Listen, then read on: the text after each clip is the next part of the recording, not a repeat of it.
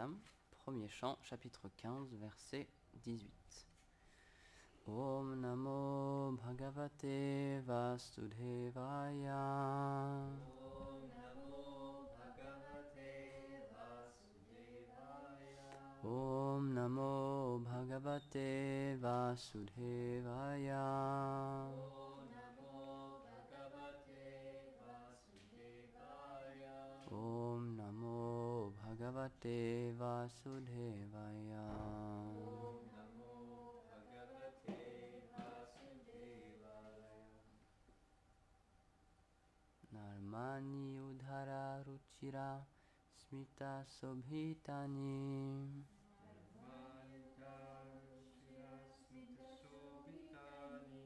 He Partha He Arjuna Sake Kuru Nandaneti.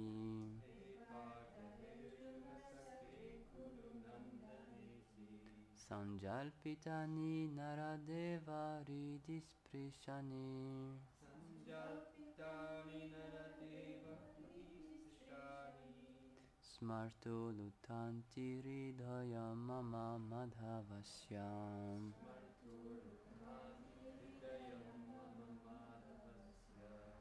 Traduction.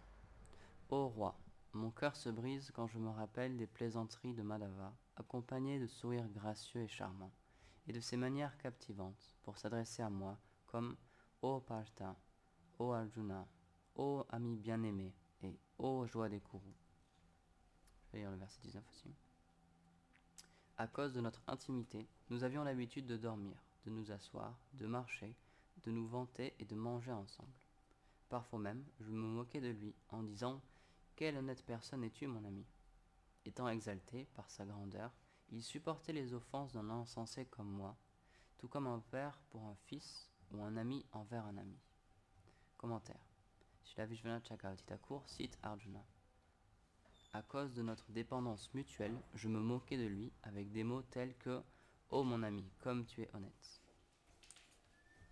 Om Gyanatimirandasya Gyanam Jalam Shalakaya Chakshurunilitam Yena Tasmai Shri Gurave Namaha.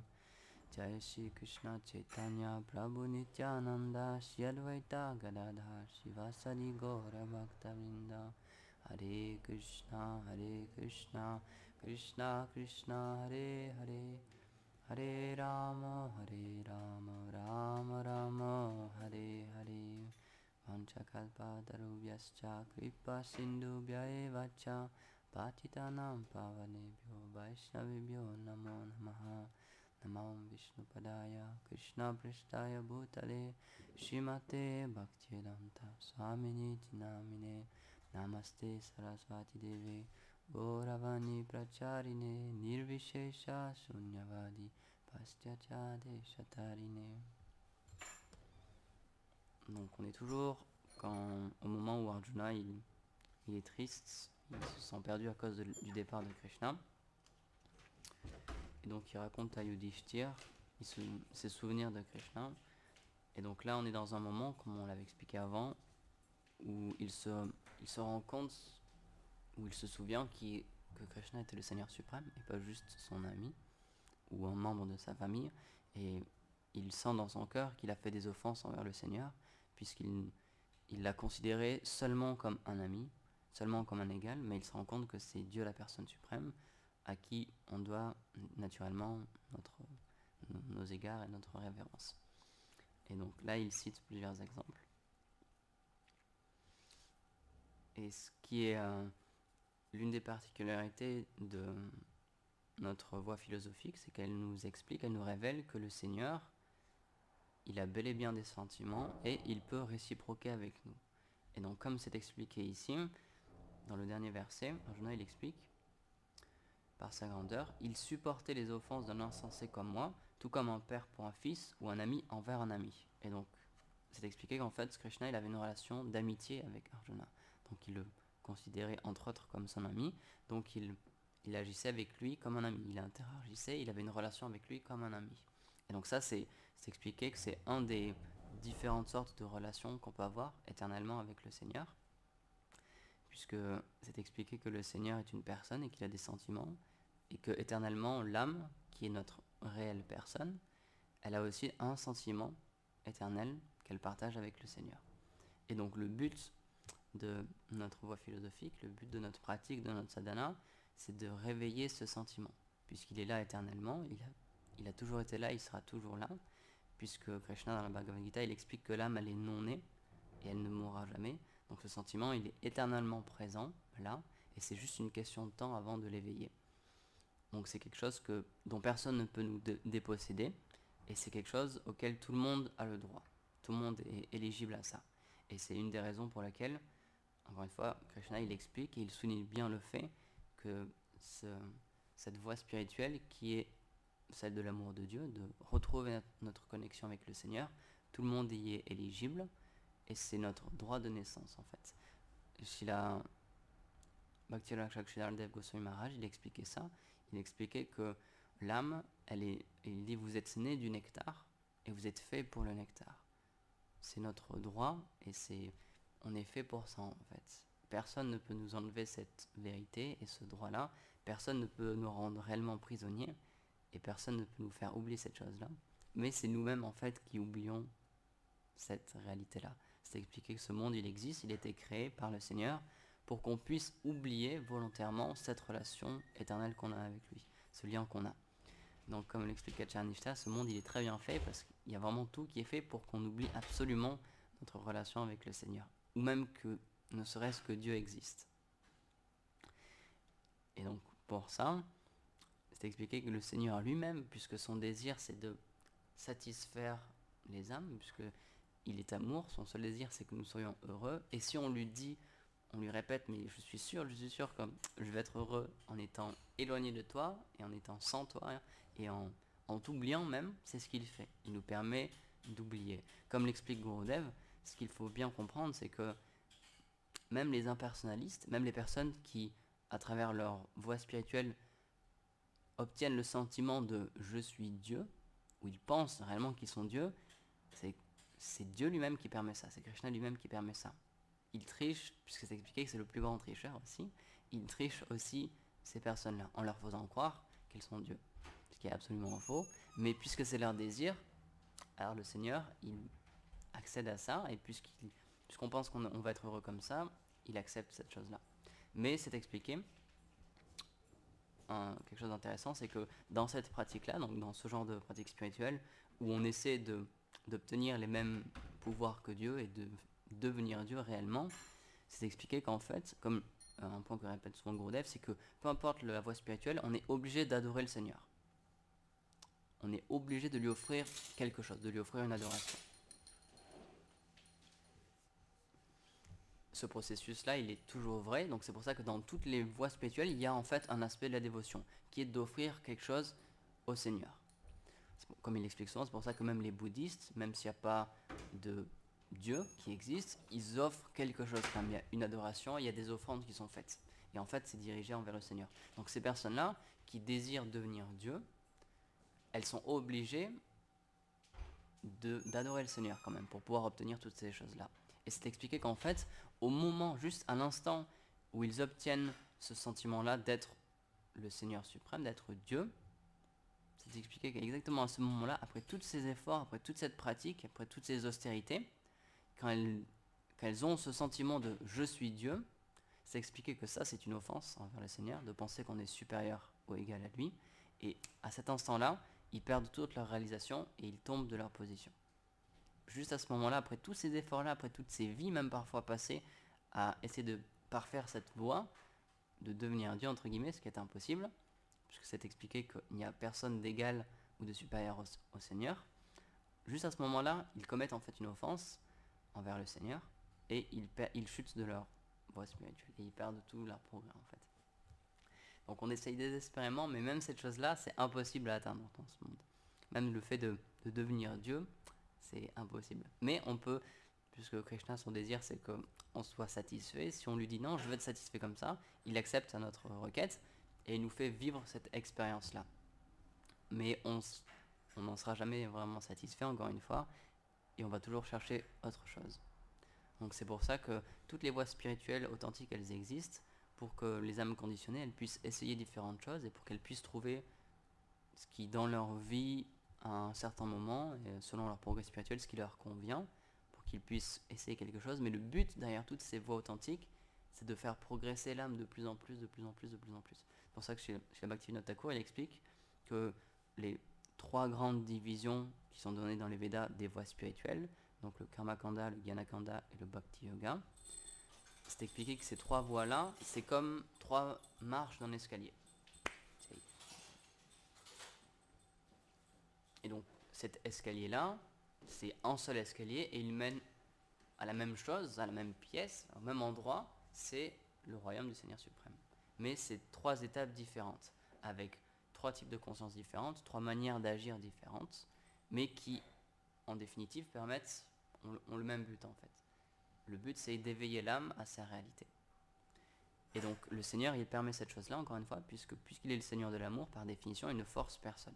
C'est pas dans sa nature de forcer les gens, puisqu'il est amour. Ce qu'il donne, c'est par amour, et la manière dont il réciproque avec nous, c'est aussi par amour. Donc, comme explique Gurudev, il ne peut pas nous forcer à l'aimer, puisque dans ce cas-là, il serait juste un tyran. Ce serait un dictateur, et on serait ses esclaves. Donc c'est pas ça le but. Le but, c'est que par nous-mêmes, on ait ce désir-là, on développe ce désir-là. Et donc toutes ces voies-là, toutes ces voies authentiques, elles sont données pour que une personne, dans le but d'obtenir ce qu'elle veut, de satisfaire ses désirs, en fait, elle adore le Seigneur suprême, de manière plus ou moins détournée. Et c'est pour ça que Krishna, dans le Bhagavad Gita, il explique que tout le monde m'adore, que ce soit directement ou indirectement, consciemment ou inconsciemment. Toutes les offrandes que l'on fait, par exemple, dans certaines portions des Védas, c'est d'expliquer comment obtenir des biens matériels, comment obtenir la richesse, la beauté, l'intelligence, une bonne vie future, une bonne famille, une bonne épouse, etc., en adorant ce qu'on appelle les demi-dieux. Donc ce sont les devas, les personnes qui régissent cet univers matériel, qui sont mis en pouvoir par le Seigneur pour pouvoir sous-gérer, co-gérer, on va dire, le monde matériel. Et donc on peut se dire, ça c'est une adoration où le Seigneur suprême est complètement absent.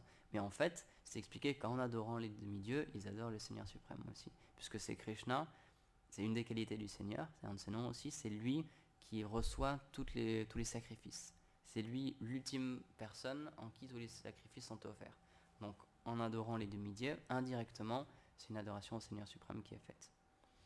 Mais dans notre voie spirituelle, on explique que toutes ces choses-là, elles ne sont pas désirables directement, puisque l'image qui est donnée, c'est comme un petit arbre, ou même une plante. Si on veut arroser un arbre, c'est pas qu'on va arroser chaque feuille une par une et chaque branche une par une.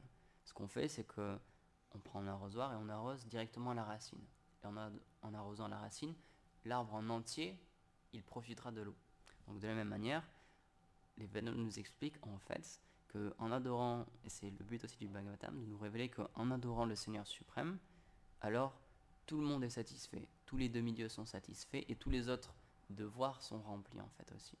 Toutes les autres formes d'adoration, elles sont complètes. Il n'y a pas besoin, pour un Bhakti Yogi, il n'y a pas besoin d'adorer toutes ces choses-là. S'il a une adoration sincère envers le Seigneur suprême, ça suffira. C'est pour ça que par exemple, comme on l'explique, cet univers il est régi par des lois, qu'on en ait conscience ou pas, et ces lois elles sont actives, encore une fois, qu'on ait conscience ou pas.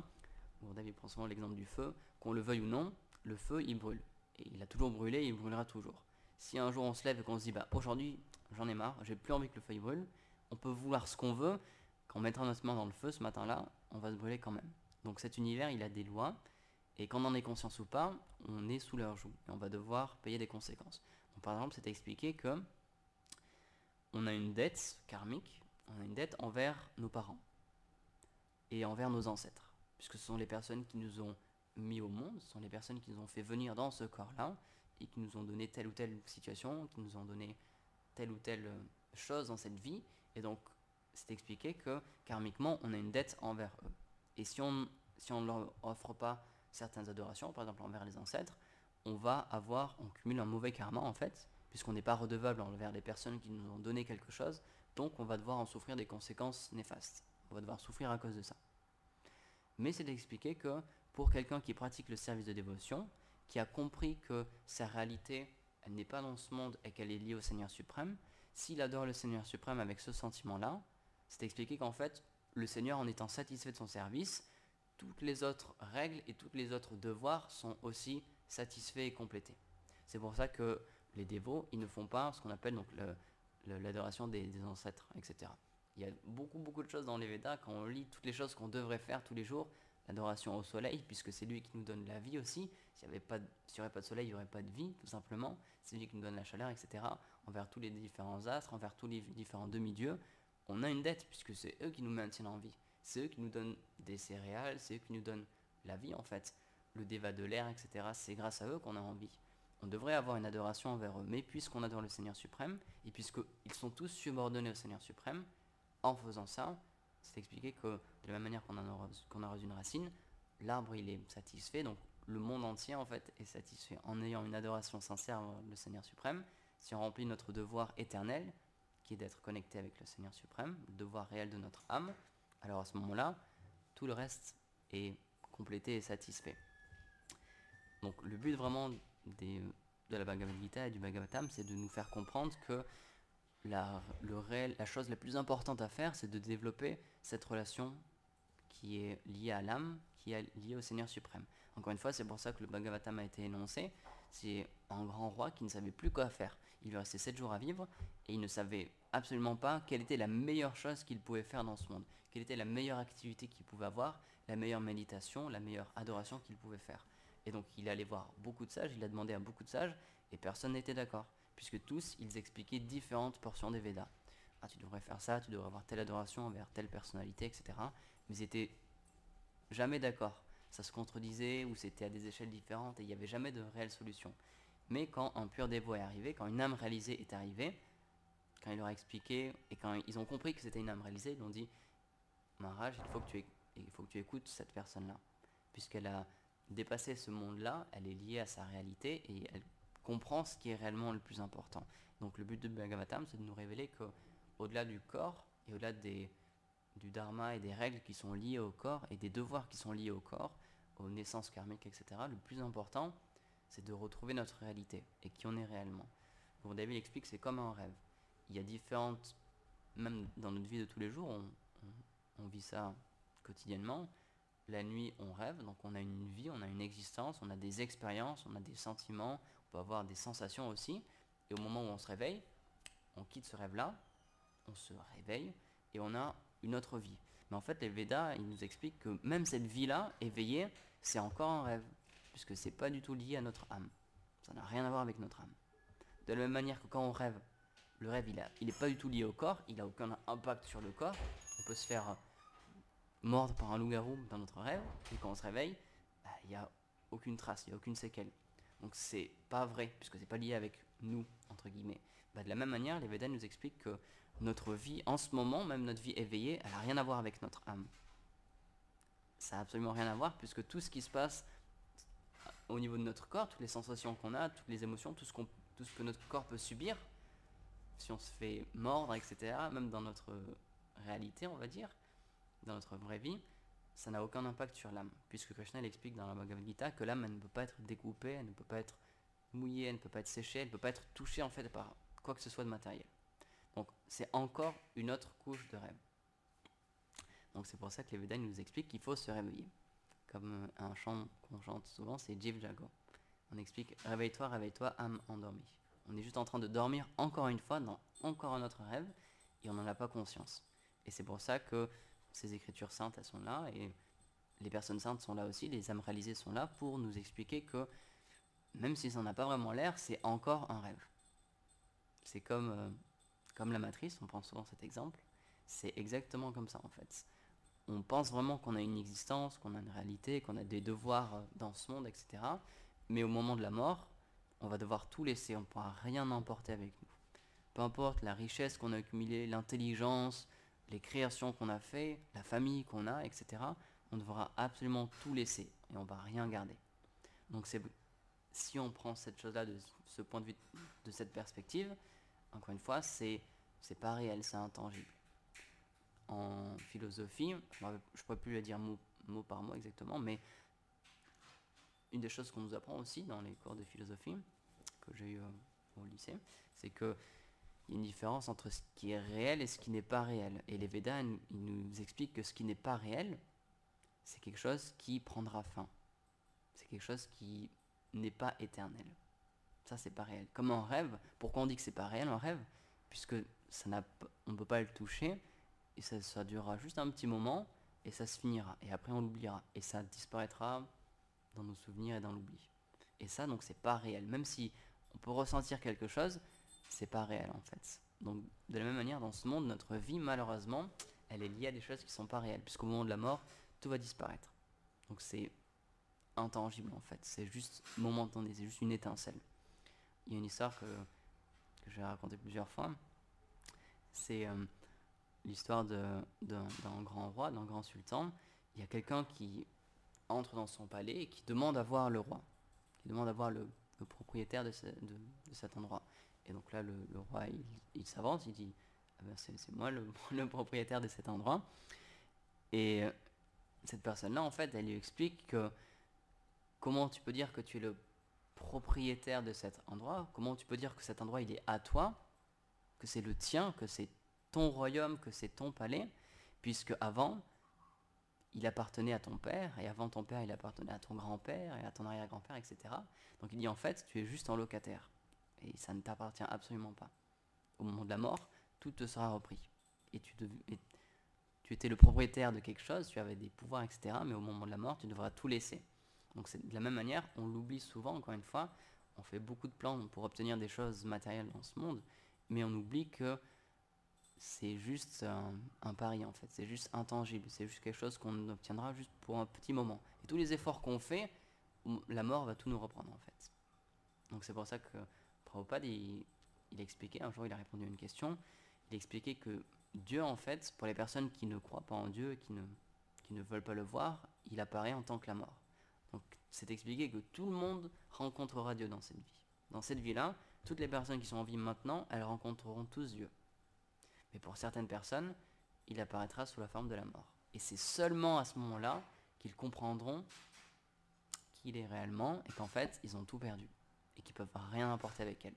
Ce moment de la mort où on comprend qu'on n'a aucun pouvoir sur rien du tout. Tout nous est délesté, on nous reprend tout en fait. Donc on n'est pas vraiment des propriétaires. Au mieux, encore une fois, on est des locataires.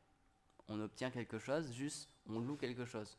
On loue une maison, une famille, des biens, une intelligence, encore une fois, une puissance physique ou une apparence physique, etc. Mais au moment de la mort, on va devoir tout laisser. Donc, les Védas nous expliquent que si une personne est réellement intelligente et qu'elle fait preuve de réflexion, d'un minimum de réflexion, elle comprendra que tous les efforts qu'elle fait dans ce monde, elle va devoir les laisser au bout d'un moment. Donc ça vaut pas le coup en fait de faire tellement d'efforts pour obtenir quelque chose qui à n'importe quel moment ne peut nous être repris. Parce qu'encore une fois, on ne sait pas quand la mort peut frapper.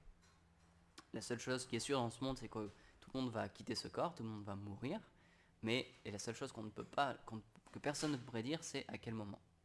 Donc les personnes intelligentes, elles comprennent cette chose-là, et elles se rendent compte qu'elles n'ont pas de temps à perdre, et que la chose la plus importante, c'est de développer quelque chose qui est tangible, quelque chose qui est réel, quelque chose qui ne sera pas affecté par la mort et par les différentes existences qu'on peut avoir dans ce monde. Quelque chose de transcendantal, c'est-à-dire qui littéralement qui transcende ce monde matériel. Puisque ce monde, c'est expliqué que sa définition, c'est que tout meurt dans ce monde. Tout a un début, une floraison, un milieu, et ensuite une décrépitude, et ensuite une fin. C'est la définition de ce monde matériel. Tout ce qu'il y a autour de nous, toutes les choses qu'il y a dans ce monde matériel, qui sont matérielles, elles ont toutes un début et une fin. Parfois c'est difficile à voir. Par exemple, un fruit, on voit bien qu'il a un début et une fin. On peut le voir, si on a un arbre à fruits dans notre jardin, on peut le voir grandir, apparaître, tomber au sol, pourrir et disparaître. Mais il y a des choses qui sont beaucoup plus difficiles à voir, comme ne serait-ce que la planète, vu qu'on est né et que la Terre existait déjà, que la France existait déjà, etc., et que quand on va mourir, elle existera sûrement toujours, et la Terre aussi, c'est beaucoup plus difficile à voir. On n'a pas vraiment cette impression de fini, de début et de fin. Mais les Védas nous expliquent que tout ce qui existe dans ce monde, c'est sujet à la destruction. Le temps, il mangera tout et il prendra tout. Donc c'est pour ça que dans ce monde, Krishna, il est vraiment présent, Dieu, il est vraiment présent sous la forme du temps et de la mort. Et c'est de cette manière-là qu'il agit sur ce monde et qu'il le garde sous son emprise. Et personne ne peut s'échapper de ça. Personne ne peut échapper à la mort. On essaie désespérément rien qu'à voir les publicités, on essaye désespérément de trouver des, des médecines anti-âge, anti-rides, des choses, des élixirs de vitalité, etc.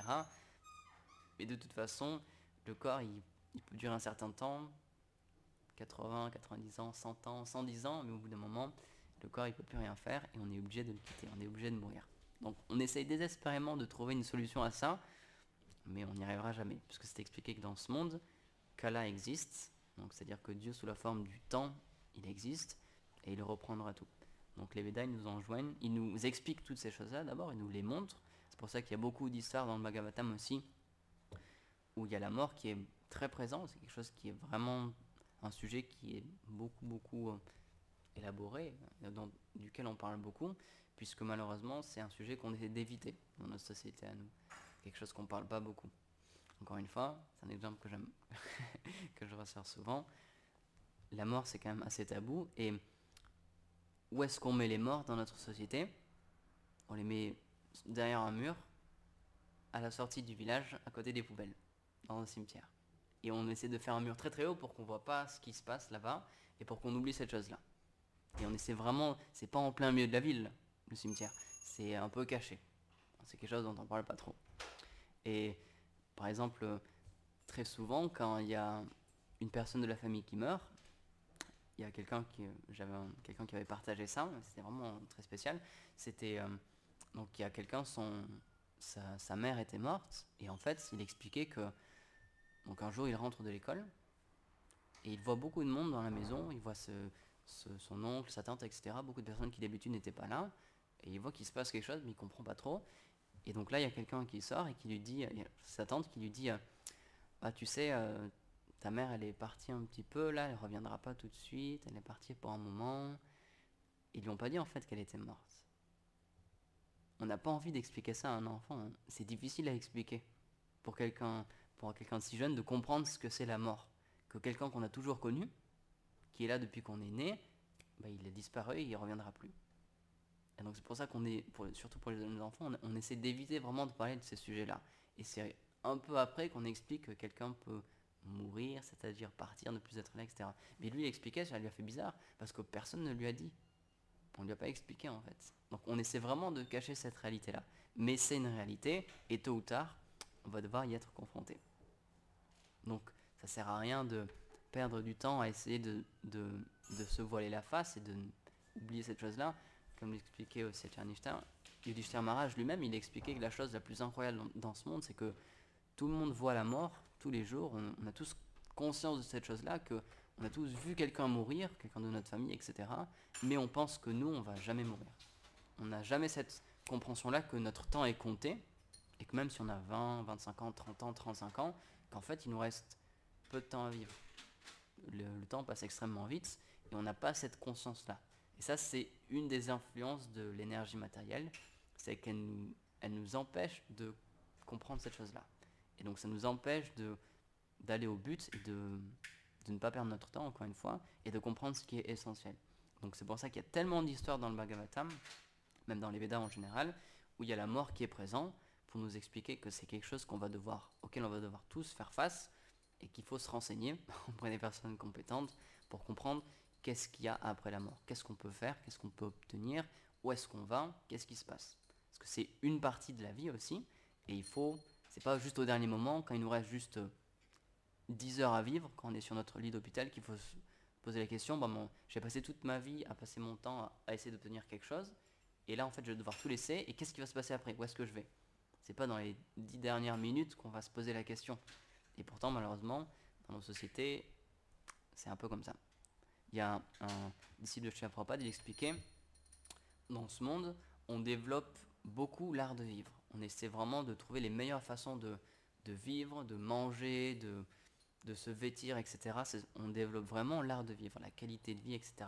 Mais ce qu'on devrait en fait faire, c'est développer et se concentrer sur l'art de mourir. Puisque c'est une étape par laquelle on va devoir tous passer. C'est l'examen final, comme il l'expliquait. Et on va devoir tous y passer un moment ou un autre. Donc quelqu'un d'intelligent, il se prépare à cet examen, puisqu'il sait très bien que c'est juste une question de temps, mais que ça va arriver. Et parfois, même souvent, ça arrive plus tôt que prévu. par exemple là, il y a une semaine et demie, il y a une dévote que je connaissais personnellement, son mari a annoncé qu'elle a quitté son corps. Et pourtant, ça a surpris tout le monde, parce elle avait même pas 50 ans. C'était vraiment une personne qui était, encore une fois, il y a quelques mois, elle était en pleine de vie. Il y a des dévots qui racontaient, ils l'ont vue, ils ont parlé avec elle, etc. Elle est très bien. Mais la mort, elle peut frapper à n'importe quel moment. Donc, quelqu'un d'intelligent, il se prépare, parce qu'il ne sait pas quand est-ce que ça va arriver. Peut-être qu'il n'aura pas le temps d'être sur un lit d'hôpital et de penser à cette chose-là, etc. Peut-être que ça va venir dans un accident de la vie de tous les jours ou à n'importe quel moment. On ne contrôle pas ces choses-là, encore une fois. Donc, Yudhishthira Maharaj, il avait la chance, puisque il était, il parlait à Arjuna, et comme l'expliquait Gurudev, il avait conscience, sans le dire, que Krishna était parti. Et donc Arjuna, il est dans ce désespoir-là, et lui-même, il nous révèle que peu importe toutes les choses qu'il a accumulées dans ce monde et la position qu'il a maintenant, il est le roi de toute la planète avec ses frères, etc. Ils ont tellement de richesses, tellement de puissance, etc.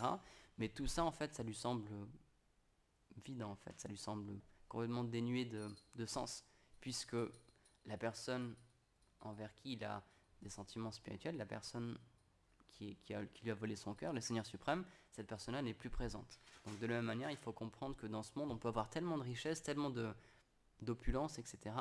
Mais que si notre âme n'est pas satisfaite, si on n'a pas éveillé notre relation avec le Seigneur, on ne pourra pas vraiment prendre plaisir dans ce monde. On n'aura jamais de satisfaction, en fait. Comme je l'avais expliqué la dernière fois, c'était le cas de Duryodhana. Quand il était à la place des Pandavas, quand il était le roi de toute la planète, il avait toutes les richesses qu'il voulait, et pourtant, c'est expliqué qu'il n'était jamais satisfait, en fait. Il avait toujours peur de ce qui allait se passer, il avait toujours peur de sa mort, en fait, et il n'était jamais serein. Il n'a même pas pu prendre plaisir de tout ce qu'il avait obtenu, de tout ce qu'il avait bataillé pour obtenir. Donc de la même manière, il faut absolument qu'on redécouvre notre relation avec le Seigneur. Peut-être que comme Arjuna, c'est une relation d'amitié, c'est une des relations qui est possible, c'est ce qu'on appelle le sakyaras, d'avoir éternellement une relation d'amitié avec le Seigneur et de parler avec lui, de jouer avec lui, de relationner avec lui en tant qu'un ami. C'est possible, mais il y a d'autres relations aussi. Et donc le but de notre sadhana et des personnes saintes, de ces écritures saintes, c'est de réveiller ce sentiment-là dans notre cœur. C'est à chacun de le découvrir. Et encore une fois, le but du service qu'on fait tous les jours, c'est pour qu'un jour ça puisse s'éveiller et on puisse comprendre quel est notre sentiment éternel. Donc voilà, je termine ici. Est-ce qu'il y a des questions, des commentaires? Jai Srimad Bhagavatam ki jai, Srila Prabhupada ki jai.